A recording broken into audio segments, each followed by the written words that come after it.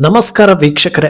ಸದ್ಯ ರೆಬಲ್ಗಳ ಆಟ ಆಪರೇಷನ್ ವಿಚಾರ ಸ್ವಲ್ಪ ಸದ್ದು ಕಡಿಮೆ ಮಾಡಿರೋ ಹೊತ್ತಲ್ಲಿ ಕೇಂದ್ರ ಸರ್ಕಾರ ರಾತ್ರಿ ಹೊಸ ಕ್ರಾಂತಿ ಮಾಡಿದೆ. ಸದ್ಯದಲ್ಲೇ ಜಾರಿ ಮಾಡಬೇಕು ಅಂತಿರೋ FCRA ಅಮೆಂಡ್ಮೆಂಟ್ ನಲ್ಲಿರೋ ರೂಲ್ಸ್ ಗಳನ್ನ ಚೇಂಜ್ ಮಾಡಿದೆ. ಇದನ್ನ ಚೇಂಜ್ ಅನ್ನೋದಕ್ಕಿಂತಲೂ ಇನ್ನಷ್ಟು ಕಠಿಣ ಮಾಡಿದೆ. ಇದನ್ನೆಲ್ಲ ಫಾಲೋ ಮಾಡೋದನ್ನ ಬಿಟ್ಟು ಬೇರೆ ಆಪ್ಷನ್ ಇಲ್ಲ ಅಂದ್ರೆ ಸಾಕಷ್ಟು NGOಗಳು ಇನ್ಆಕ್ಟಿವ್ ಆಗ್ಬೋದು. ಭಾರತದ ಸಹವಾಸವೇ ಬೇಡ ಅಂತ ಹಿಂದಕ್ಕೆ ಹೆಜ್ಜೆ ಇರಿಸಬಹುದು ಅನ್ನೋ ರೀತಿಯ ಚರ್ಚೆಗಳು ನಡೆದಿದೆ. ಅಂದಹಾಗೆ FCRA ಅಂದ್ರೆ ಏನು ಅನ್ನೋದನ್ನ ಹಿಂದಿನ ಎಪಿಸೋಡ್ಗಳಲ್ಲಿ ಹೇಳಿದ್ರಿಂದ ಅದರ ಬಗ್ಗೆ ಎಲ್ಲರಲ್ಲೂ ಐಡಿಯಾ ಇರಬಹುದು. ಆದ್ರೆ ಈಗ ಸರ್ಕಾರ ಕಠಿಣ ಮಾಡ್ತಾ ಇರೋ ರೂಲ್ಸ್ ನೋಡಿದ್ಮೇಲೆ ಭಾರತೀಯರಿಗೆ ಇನ್ನಷ್ಟು ಸಂತಸ ಆಗುವ ಸಾಧ್ಯತೆ ಇದೆ. ಅಲ್ಲದೆ ಮೊನ್ನೆಯಷ್ಟೇ ಅಮೆರಿಕ ಕೂಡ ಭಾರತದ ಕಾಯ್ದೆ ಬಗ್ಗೆ ಅಸಮಾಧಾನವನ್ನು ವ್ಯಕ್ತಪಡಿಸಿತ್ತು. ಅದರ ಬೆನ್ನಲ್ಲೇ ಕೇಂದ್ರ ಸರ್ಕಾರ ರೂಲ್ಸ್ ಅನ್ನ ಟೈಟ್ ಮಾಡ್ತಾ ಇರೋದು ದೊಡ್ಡಣ್ಣನಿಗೆ ಮುಖಭಂಗವನ್ನ ತರಿಸಿದಂತಿದೆ. ಇದೆಲ್ಲವನ್ನ ಒನ್ ಬೈ ಒನ್ ವಿವರಿಸ್ತಾ ಹೋಗ್ತೀವಿ. ಈ ವಿಡಿಯೋವನ್ನ ತಪ್ಪದೆ ಕೊನೆ ತನಕ ನೋಡಿ. ಅದಕ್ಕೂ ಮುನ್ನ ಮೀಡಿಯಾ ಮಾನ್ಸ್ಟರ್ ಚಾನಲ್ ಅನ್ನ ತಪ್ಪದೆ ಸಬ್ಸ್ಕ್ರೈಬ್ ಮಾಡಿ. ಎಸ್, ಭಾರತವನ್ನ ಉದ್ಧಾರ ಮಾಡೋದು ಸಣ್ಣ ಪುಟ್ಟ ವಿಷಯ ಅಲ್ವೇ ಅಲ್ಲ. ಯಾಕಂದ್ರೆ ಆ ಲೆವೆಲ್ಗೆ ಭಾರತ ಹಾಳಾಗಿದೆ. ಸರಿ ಮಾಡೋದಕ್ಕೆ ಹೋದ್ರೆ ಒಳಗಿನ ಹಾಗೂ ಹೊರಗಿನ ದುಷ್ಟ ಶಕ್ತಿಗಳ ವಿರುದ್ಧ ಹೋರಾಟದಲ್ಲೇ ಅರ್ಧ ಆಯಸ್ಸು ಕಳೆದು ಹೋಗುತ್ತೇನೋ.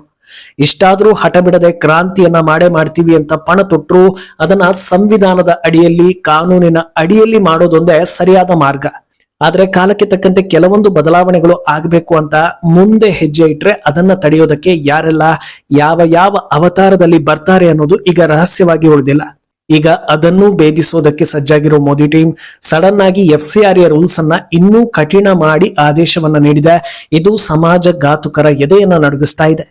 ಈ ಸ್ಫೋಟಕ ರೂಲ್ಸ್ ಗಳ ಪೈಕಿ ಅಗ್ರ ಸ್ಥಾನದಲ್ಲಿ ಇರೋದು ವಿದೇಶಿ ಫಂಡ್ ನಿಂದ ನಡೆಯೋ NGOಗಳು, ಧಾರ್ಮಿಕ ಶಿಕ್ಷಣ, ನಂಬಿಕೆ ಹಾಗೂ ಸಂಪ್ರದಾಯಗಳ ಸಂರಕ್ಷಣೆ ಮತ್ತು ಭಾರತೀಯ ನಂಬಿಕೆಗಳು. ಈ ರೀತಿಯ ವಿಭಾಗವನ್ನ ಮಾಡಿಕೊಂಡು ಪ್ರೊಸೆಲೈಟೈಸೇಷನ್ ಅಂದ್ರೆ ಮತಾಂತರ ಮಾಡುವ ಹಾಗಿಲ್ಲ ಅನ್ನೋದು. ಇಲ್ಲಿ ಪದಗಳು ಕೇವಲ ನೆಪ, ಆದ್ರೆ ಉದ್ದೇಶ ಮತಾಂತರ ಮಾಡೋದನ್ನ ತಡೆಯೋದು ಅನ್ನೋದು ಕ್ಲಿಯರ್ ಆಗ್ತಾ ಇದೆ. ಇವತ್ತು NGO ವಿರುದ್ಧ ಯಾರಾದರೂ ದನಿ ಏರಿಸಿದ್ದೆ ಆದ್ರೆ ಅದಕ್ಕೆ ಸಾಕಷ್ಟು ರೀತಿಯ ವಿರೋಧಗಳು ಬರುತ್ತೆ. ಯಾವ ರೀತಿ ಅಂದ್ರೆ NGO ಮೂಲಕ ಜನಸೇವೆ ಆಗ್ತಾ ಇದೆ, ನೀವಂತೂ ಜನಸೇವೆ ಮಾಡೋದಿಲ್ಲ, ಮಾಡುವವರನ್ನೂ ಕೂಡ ಬಿಡೋದಿಲ್ವಾ ಅನ್ನೋ ರೀತಿ ಆಪಾದನೆಗಳು ಬರ್ತಾ ಇದೆ. ಆದ್ರೆ ಯಾರು ಕೂಡ NGOಗಳಿಗೆ ಸೇವೆ ಮಾಡಬೇಡಿ ಅಂತ ಎಲ್ಲೂ ಕೂಡ ಹೇಳ್ತಾ ಇಲ್ಲ. ಸೇವೆಯ ಉದ್ದೇಶ ಕೇವಲ ಸೇವೆ ಮಾತ್ರ ಆಗಿದ್ರೆ ದೇಶ ಕೂಡ ಸೇವೆ ಆಗ್ತಾ ಇತ್ತು. ಆದ್ರೆ ಸೇವೆ ಅನ್ನೋ ಮುಖವಾಡದ ಹಿಂದೆ ಸಾಕಷ್ಟು ದೇಶ ವಿರೋಧಿ ಹಾಗೂ ಸಂಸ್ಕೃತಿ ವಿರೋಧಿ ಅಜೆಂಡಾ ಇದ್ರೆ ಅದು ಸೇವೆ ಆಗೋದಿಲ್ಲ ಅನ್ನೋದನ್ನ ಈ ಕಾಯ್ದೆ ಈಗ ಹೇಳ್ತಾ ಇರೋದು. ಭಾರತೀಯರ ಮೇಲೆ ಅಷ್ಟೊಂದು ಅಕ್ಕರೆ ಇದ್ರೆ ಖಂಡಿತ ಚಾರಿಟಿ ಮಾಡಿ, ಸಹಾಯ ಮಾಡಿ. ಆದ್ರೆ ಸಹಾಯ ಮಾಡೋ ಮೂಲಕ ಇಷ್ಟು ಜನರನ್ನ ಮತಾಂತರ ಮಾಡಬಹುದು, ಹಂತ ಹಂತವಾಗಿ ಭಾರತೀಯರನ್ನ ವಿಭಜನೆ ಮಾಡ್ತಾ ಬರ್ಬೋದು. ನೋಡ್ತಾ ಇದ್ದ ಹಾಗೆ ಡೆಮೋಗ್ರಫಿಯ ಬದಲಾಗೋ ರೇಂಜ್ ನಲ್ಲಿ ಸೈಲೆಂಟ್ ಆಗಿ ಕೆಲಸಗಳನ್ನ ಮಾಡಿ ಮುಗಿಸಬಹುದು. ಈ ರೀತಿಯ ದುರುದ್ದೇಶಗಳನ್ನ ಇಟ್ಕೊಂಡು ಸೇವೆ ಮಾಡಬೇಡಿ ಅನ್ನೋದನ್ನ ಕಾಯ್ದೆ ಮೂಲಕ ಗಟ್ಟಿಯಾಗಿ ಹೇಳ್ತಾ ಇದ್ದಾರೆ. ಪ್ರಮುಖವಾಗಿ ಶಾಲೆಗಳಲ್ಲಿ ಹಾಗೂ ಆಸ್ಪತ್ರೆಗಳಲ್ಲಿ ದೊಡ್ಡ ಮಟ್ಟದಲ್ಲಿ ಈ ಪ್ರಯತ್ನಗಳು ನಡೀತಾ ಇದೆ. ಜನರನ್ನ ಉಳಿಸ್ತಾ ಇರುವಂತೆ ಹೊರಗಡೆ ಕಾಣಿಸ್ಕೊಂಡು ಒಳಗಡೆ ಭಾರತೀಯ ಸಂಸ್ಕೃತಿಯನ್ನ ಉರುಳಿಸ್ತಾ ಇರೋ ಬಗ್ಗೆ ಗೊತ್ತಾಗ್ತಾ ಇರೋದ್ರಿಂದ ಈ ನಿಯಮವನ್ನ ತರ್ತಾ ಇದ್ದಾರೆ. ಇದು ದಾರಿ ತಪ್ಪಿರೋ NGOಗಳ ದುರುದ್ದೇಶಕ್ಕೆ ಮೊದಲ ಕೊಡಲಿ ಪೆಟ್ಟು ಎನ್ನಿಸ್ಕೊಳ್ತಾ ಇದೆ. ಇನ್ನು ಈ ಕಠಿಣ ನಿಯಮಗಳು ಇಷ್ಟಕ್ಕೆ ಮುಗಿಯೋದಿಲ್ಲ. ಇನ್ನೂ ಒಂದಷ್ಟು ತುಫಾನ್ಗಳಂತ ರೂಲ್ಸ್ ಬಂದಿದೆ. ಯಾವುದೇ NGOವನ್ನ ಮುನ್ನಡೆಸುವ ಅಥವಾ ಪ್ರಮುಖ ವ್ಯಕ್ತಿ ವಿದೇಶಿ ಆಗಿರೋ ಹಾಗಿಲ್ಲ. ಯಾರ ಕಡೆಯಿಂದ ಫಂಡಿಂಗ್ ಆಗಿದೆ ಅನ್ನೋದನ್ನ ಉಲ್ಲೇಖ ಮಾಡಲೇಬೇಕು. ಸಂಬಂಧಪಟ್ಟ ದಾಖಲೆಗಳಲ್ಲಿ ಫಂಡಿಂಗ್ ಮಾಡಿದವರ ಹೆಸರು ಹಾಗೂ ಹಿನ್ನೆಲೆ ಕಡ್ಡಾಯವಾಗಿ ಇರಲೇಬೇಕು. ಇದು ಕೆಲವರಿಗೆ ಸಿಕ್ಕಾಪಟ್ಟೆ ಸಮಸ್ಯೆಯನ್ನ ತಂದೊಡ್ಡುವ ಸಾಧ್ಯತೆ ಇದೆ. ಯಾಕಂದ್ರೆ ದುಡ್ಡು ಬಂದ ಬಳಿಕ ಅದನ್ನ ಹೇಗೋ ಜನರಿಗೆ ಸಹಾಯ ಮಾಡೋದಕ್ಕೆ ಅಂತ ಬಿಂಬಿಸೋ ಕೆಲಸ ಆಗ್ತಾ ಇದ್ದಿದ್ರಿಂದ ಯಾರು ಕೊಟ್ರು, ಎಷ್ಟು ಕೊಟ್ರು ಅನ್ನೋದನ್ನೆಲ್ಲ ಯಾರು ಕೂಡ ತಲೆ ಕೆಡಿಸಿಕೊಳ್ತಾ ಇರ್ಲಿಲ್ಲ. ಎಲ್ಲಿಂದಲೋ ಬರ್ತಾ ಇತ್ತು, ಏನೋ ಆಗ್ತಾ ಇತ್ತು ಅನ್ನೋ ರೀತಿ ಇತ್ತು. ಆದ್ರೆ ಈಗ ಭಾರತ ಸರ್ಕಾರ ಈ ರೀತಿ ದಾನ ವೀರ ಶೂರ ಕರ್ಣರು ಎಲೆಮೆರೆ ಕಾಯಿಯಂತೆ ಉಳಿದು ಹೋಗೋದು ಬೇಡ, ತಮ್ಮ ಸತ್ಕಾರ್ಯಗಳನ್ನ ಎಲ್ಲರೂ ಹೆಸರು ಹಿಡಿದು ಕೊಂಡಾಡುವಂತಾಗಲಿ ಅನ್ನೋ ಕಾರಣಕ್ಕೆ ವ್ಯಕ್ತಿಗಳನ್ನ ರಿವೀಲ್ ಮಾಡೋದಕ್ಕೆ ಮುಂದಾಗಿದೆ.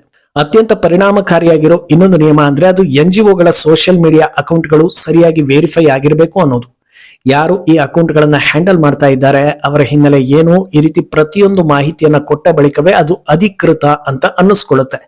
ಈಗಿನ ಸೋಷಿಯಲ್ ಮೀಡಿಯಾ ಯುಗದಲ್ಲಿ ಸುದ್ದಿಗಳು ಬೇಗ ಜನರನ್ನ ತಲುಪಿ ಬಿಡುತ್ತವೆ. ಸರಿಯಾದ ಸುದ್ದಿಗಳಿಗಿಂತಲೂ 100 ಪಟ್ಟು ವೇಗದಲ್ಲಿ ರಾಂಗ್ ಇನ್ಫಾರ್ಮೇಶನ್ಗಳು ಜನರನ್ನ ರೀಚ್ ಆಗಿ ದಿಕ್ಕು ತಪ್ಪಿಸೋ ಕೆಲಸಗಳಾಗ್ತಾ ಇದೆ.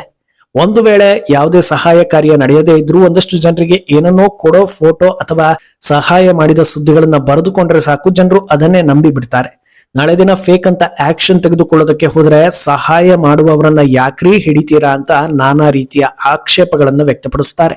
ಅದರಿಂದ ಜನರಿಗೂ ಮಿಸ್ಇನ್ಫಾರ್ಮೇಶನ್ ಹೋಗಬಾರದು, NGOಗಳ ಮೇಲೆ ಸುಖ ಸುಮ್ಮನೆ ಕಳಂಕವೂ ಬರಬಾರದು ಅನ್ನೋ ಕಾರಣಕ್ಕೆ ಈ ರೀತಿಯ ನಿರ್ಧಾರಗಳನ್ನ ಕೈಗೊಳ್ಳಲಾಗಿದೆ. ಇನ್ನು ಈ ಕಾಯ್ದೆ ತರ್ತಾ ಇರೋ ಪ್ರಮುಖ ಉದ್ದೇಶವೇ ಕೆಲ ಇನ್ಆಕ್ಟಿವ್ NGOಗಳಿಂದ ಸಮಾಜಘಾತುಕ ಕೆಲಸಕ್ಕೆ ಫಂಡಿಂಗ್ ಆಗ್ತಾ ಇರೋ ಆರೋಪ. ಈಗ ಅದನ್ನ ಖಾತ್ರಿಪಡಿಸಿಕೊಳ್ಳೋದಕ್ಕೆ ರಿಜಿಸ್ಟ್ರೇಷನ್ಗೆ ಸೂಚನೆಯನ್ನ ಕೊಡಲಿದ್ದಾರೆ. ಈ ಅಪ್ಲಿಕೇಶನ್ಗೆ ಸರ್ಕಾರದಿಂದ ಚಾರ್ಜ್ ಕೂಡ ಮಾಡಲಾಗುತ್ತೆ. ಎಲ್ಲ NGOಗಳು ಕೂಡ ಸೂಕ್ತ ದಾಖಲೆ ಹಾಗೂ ಮಾಹಿತಿಗಳನ್ನ ನೀಡಿ ರಿಜಿಸ್ಟರ್ ಮಾಡ್ಕೊಳ್ಬೇಕು. ಯಾವ ಉದ್ದೇಶದಿಂದ ಸೇವಾ ಕಾರ್ಯ ಮಾಡೋದಕ್ಕೆ ಮುಂದಾಗಿದ್ದಾರೆ ಅನ್ನೋದನ್ನು ಕೂಡ ಸ್ಪಷ್ಟಪಡಿಸಬೇಕಾಗುತ್ತೆ. ಈ ಹೊತ್ತಲ್ಲಿ ಆಕ್ಟಿವ್ ಇಲ್ಲದ ಹಾಗೂ ಸರಿಯಾದ ದಾಖಲೆ ಮೂಲಕ ರಿಜಿಸ್ಟ್ರೇಷನ್ ಮಾಡಿಕೊಳ್ಳದ ಸಾಕಷ್ಟು NGOಗಳ ಲೈಸೆನ್ಸ್ ಕ್ಯಾನ್ಸಲ್ ಆಗೋ ಸಾಧ್ಯತೆ ಕೂಡ ಇದೆ. ಲೈಸೆನ್ಸ್ ಉಳಿಬೇಕು ಅಂದ್ರೆ ರೂಲ್ಸ್ ಅನ್ನ ಫಾಲೋ ಮಾಡಲೇಬೇಕು, ಇಲ್ಲ ಅಂದ್ರೆ NGOಗಳನ್ನ ರನ್ ಮಾಡೋ ಹಾಗಿಲ್ಲ. ನಿಯಮಗಳು ಬಹಳ ಕ್ಲಿಯರ್ ಆಗಿದ್ದು ಎಷ್ಟರ ಮಟ್ಟಿಗೆ ಫಾಲೋ ಆಗಲಿದೆ ಅನ್ನೋದು ಈಗ ಕುತೂಹಲವನ್ನ ಕೆರಳಿಸ್ತಾ ಇದೆ. ಅಂದಹಾಗೆ ಇಲ್ಲಿ ಇನ್ನೂ ಒಂದು ಪ್ರಮುಖ ವಿಷಯ ಇದೆ. ಅದು ಆಕ್ಟಿವ್ ಇರೋ NGOಗಳು ತಮ್ಮ ಹಣ ವಿನಿಯೋಗವನ್ನ ಯುಟಿಲೈಸೇಷನ್ ರಿಪೋರ್ಟ್ ಮೂಲಕ ಕಡ್ಡಾಯವಾಗಿ ತಿಳಿಸಬೇಕು ಅನ್ನೋದು. ಉದಾಹರಣೆಗೆ ಒಂದು NGOಗೆ 25 ಲಕ್ಷ ರೂಪಾಯಿ ಫಾರಿನ್ ಫಂಡ್ ಬಂತು ಅಂತ ಇಟ್ಕೊಳ್ಳಿ. ಇದರಲ್ಲಿ ಮಕ್ಕಳ ಸೇವೆ ಮಾಡಿದ್ವಿ ಅಂತ ತೋರಿಸೋದಕ್ಕೆ 20 ಮಕ್ಕಳನ್ನ ಸಾಲಾಗಿ ನಿಲ್ಲಿಸಿ ಒಂದೊಂದು ಕಿಟ್ ಕೊಟ್ಟು ಬಿಲ್ ಹಾಕಿದ್ರೆ ಸಾಕಾಗೋದಿಲ್ಲ.